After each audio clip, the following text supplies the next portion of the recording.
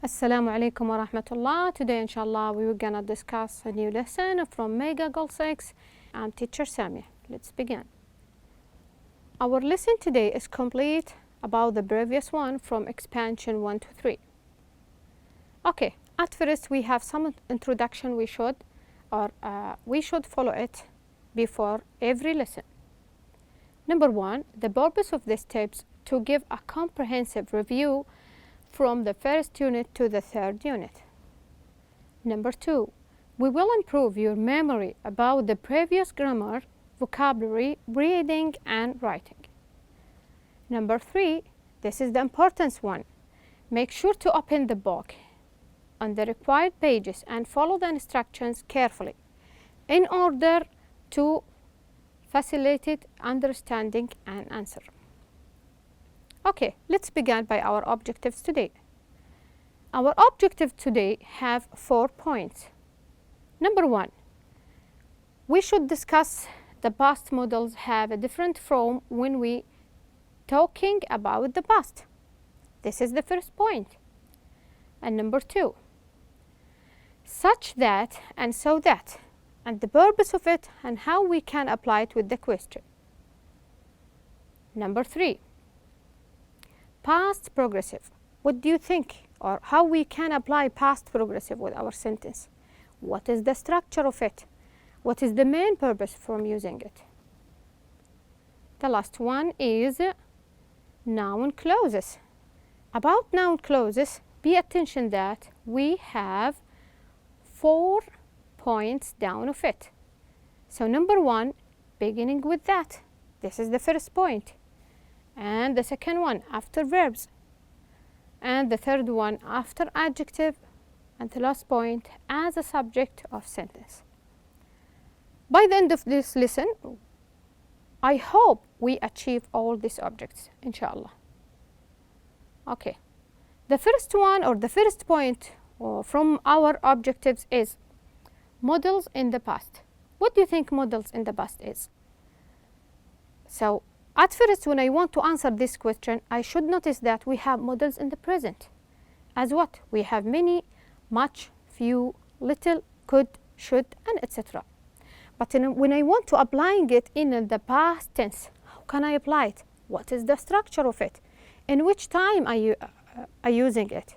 So we can use this past models with the situation that happened in the past. Okay, let me check together. For example, we have may have, might have. So may have and might have is the same grade, followed by past participle. Pay attention that I'm talking about the past situation. So when I want to using may have or might have, I should follow it with the past participle. This is the usage of it. I used to suggest uncertainty or possibility about the past. So these two models, when I use it, which means that I want to give a suggestion about possibility in the past. Okay, let me take an example about it. For example, when I say, I lost my cell phone. I lost my cell phone. I may have left it at school. So I'm not sure absolutely 100% that I'm losing it or lost it in my class or school. So I may have left it, maybe there or maybe not. I may have left it at school. This is number 1. Is it making sense to you that when we want to use may have or might have, we should follow it by the past participle? So what is the past participle of this sentence? It is the word left. It is the word left. Okay, what is the second situation from these models in the past? We have could have. Also, when we want to using it, we should follow it by past participle. And what is the usage of it? It's used in 2 ways. So could have plus past participle, we can use it in 2 ways. Number 1, for or to talk about the past with uncertainty. This is the first situation about it. Number 2, when I want to talk about an option in the past that was not taken, already that option happened in the past but not taken. I can use could have plus past participle. Okay, let me apply it with an example. Okay, look at the example. For example, do you think I could have left my cell phone at your house? So they're using this sentence as a question, and from that question we notice that the could here, or the purpose for it, with the followed by have and past participle, have two situations. When I want to talk, for example, he want to tell us that he maybe or could have asked the other person that he forgot or his cell phone at the house, and the other things that show us that this option, it doesn't happen already, or it didn't happen already in the past. This is the second one. Let we go for the third one. Okay, after we discussed may have, might have, and could have, the third one is must have. We notice that all these models in the past, we should follow it by past participle. So left until now, we want to see what happened with the must. We used for drawing conclusions about the past. If I want to make a conclusions about something happened in the past, with using that past models, I should use that must have. Then I followed that models by past participle. Let me give an example. For example, I got lost on the way here. I must have taken a wrong turn somewhere. So from here, he wants to analyze that. After he lost or she lost the way, what happened? I must or she must or he must taken a wrong turn somewhere, which means that this is the conclusion after that reason happened in the first part. So must have applied also with past participle. What is the past participle inside the sentence? Taken. We apply must have followed by past participle. This is the third one. The fourth one is should have, also followed by past participle. Okay, let me check what is the usage of it. We used to talk about mistakes made in the past. So they specified this should with these mistakes. I can use it with my mistakes, must or could or may or might. They analyze that should, we can use it with my mistakes or your mistakes.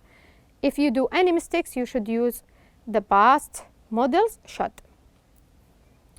But no, I want to notice you that if that happened in the past, we should using should. So they give it to us the important thing that all this situation happened in the past. Okay, what is the example of it? For example, when I say you should have apologized for your mistakes. So should have, then followed by past participle. Should have apologized for your mistake. This is the fourth one. Okay, the last point for our models in the past is was or were supposed to. This is a different situation about this fourth before. They told us that when we want to use was or were supposed to, we should follow it by the base verb, not past participle, the base verb. What they mean base verb? Base verb, which means that the infinitive of the verb, which come in without any addition in it, in the present tense. Okay, use the express that an expected action didn't happen. What is the use of it? When I want to express that an expected action didn't happen, not that happen, they told us that this is the thing, the main things that this action didn't happen. Okay, look at the example. For example, where were you last night? They asking you, where were you last night?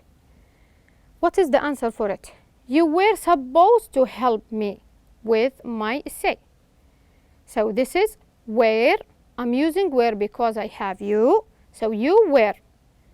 He, she, it was. followed by was, and the other one we followed it by were. So we were supposed to help me with my essay. Notice that the base verb here is help. We can say help, write, sleep, eat, etc. But the important thing that we should bring it in the base verb. Okay, this is the conclusion for our lesson today. The second part we will talking about is such that or so that. What do you think such that or so that is it, and how we can using it? Such and so make the meaning of an adjective or adverb stronger. So if I want to use so individually or such individually, which means that I make the adjective inside the sentence is stronger, okay? But I want to applying it in the past. How can I apply it? So such, that, and so that are used to show the cause and effect. When I want to applying it with something happened in the past, I should follow it by that, okay? Which means that they divide the sentence for cause and effect. Not as the previous one in the present tense, they give it, or they make it the adjective strong. No. Now in the past situation, make our sentence cause and effect. Okay, let we check together. This is the structure of it. Such plus adjective plus noun plus that. So such, we should follow it by adjective, then noun plus that. I think if you want more review or full review as is necessary, you can return to your book. Okay, the second situation with so. So plus adjective or adverb. So with so I can use an adjective or adverb, and I followed it by that. The third one is so followed by many or few. So if I want to use many or few plus plural count noun. So they told us that we should bring a count noun with many and few. And after that we followed it by that. The fourth one is so with much and little. What do you think much and little is? We're using it with uncountable noun. So plus much, or sorry, so much, little. We can choose one of them, much or little. And uncount noun, then plus that. If you notice that all of them, they follow the process, but except what so, we can use it with adjective or adverb, and they divide it or analyzes it with some of the adjective down. Okay, I want to note you that is as frequently left out in casual speech. What they means by that? If I have, or if I make the sentence with so that, and for example such that, if I want to speak, I'm using that sentence in a speech only. I should omit that, okay? Look at the example, the book was so popular. I can omit that. It is sold out within a week. So it doesn't change the meaning for the sentence. So when I just want to speech, not in write, on speech, okay? The book was so popular, it sold out within a week. But if I want to applying it in a write or in a writing, what I should do? I should add that, which means that I join these two sentences as a cause and effect. Does it make sense, inshallah? Okay, now we will transfer for the second question, or the second point for our objectives today. Past progressive. What do you think past progressive is and how we can using it? Okay, I want to notice you that the past progressive is absolutely different about the models or the past models that we mentioned it already. So the past progressive, we use it be and present participle to describe a long action that is interrupted by a short action. So if we have a long action in our sentence, we should and we want to interrupt it by another action, we should apply that past progressive. What is the structure of it? The structure of it, be plus present participle. Okay, look at the example. For example, as Faisal was walking down in Riyadh Street, comma, a cat fell down from a fourth story window. Okay, so what do you think is it? As Faisal was walking down in Riyadh is the long action. And what is the short action? That a cat fell from a fourth story window. So we apply the past progressive inside the sentence and we interrupted the long one by a short action.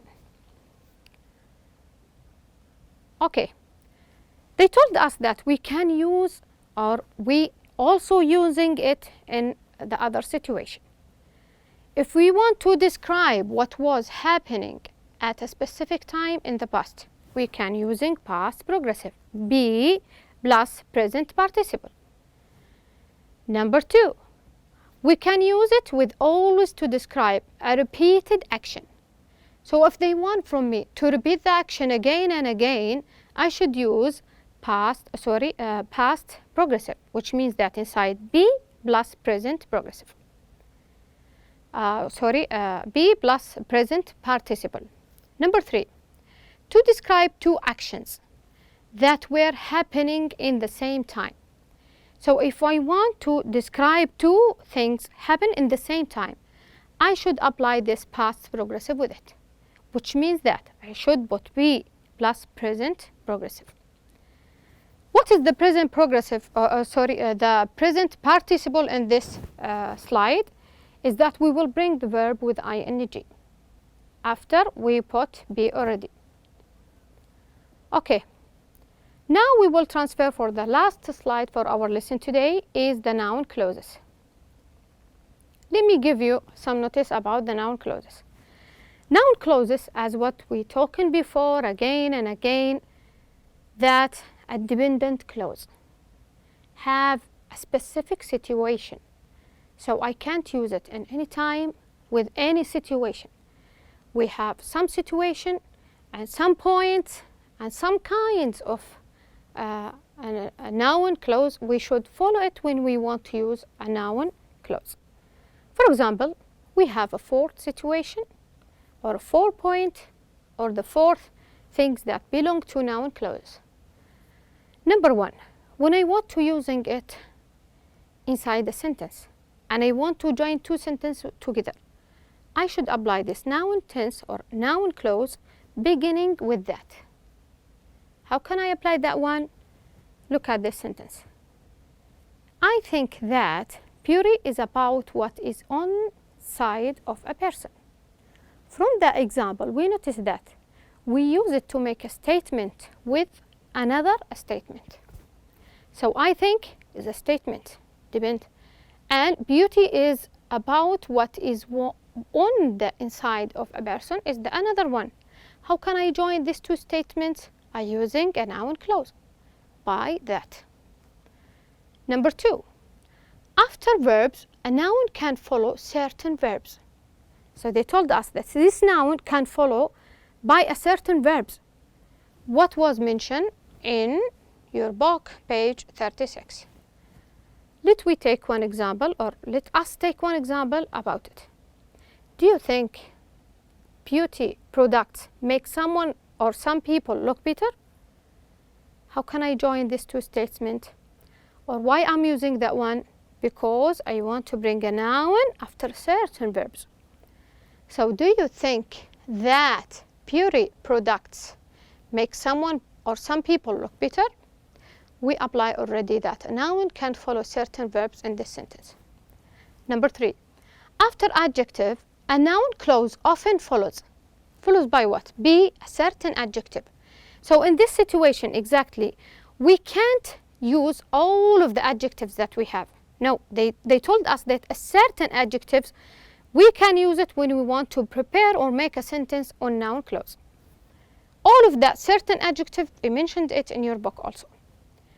For example, she doesn't seem to be aware. Okay, the second part, her dress is no longer in style. So how can I apply this noun clause, I bring be, then I bring the adjective from that certain adjective they give it to us, aware. So to be aware. Then I put this conjunction that to join these two statements together. She doesn't seem to be aware that her dress is no longer in style. Number 4. As a subject of sentence, this sentence usually begin with it. So they told that when I want to apply this noun clause as a subject in my statement or in your statement, what do you think so to do? We usually begin with it. Okay? Look at, and they told us also common expression that began sentence with the noun clause as the subject on your book, page 36. So there is a certain subject, they fit with the noun clauses. Okay, look at the example down. It is surprising that toothbrushes only became common in the 20th century. So what do you think is it? We're using a noun as a subject. It is a surprising that toothbrushes only became. And what we do also, we join these two statements by that. So it is a surprising that what they mean by as a subject in a sentence, then we complete the other half of part the statements by joining or conjunctions that toothbrushes only became common in the 20th century. Okay, by the end of this lesson, I would be thanks you for joining for my class, and thank you so much.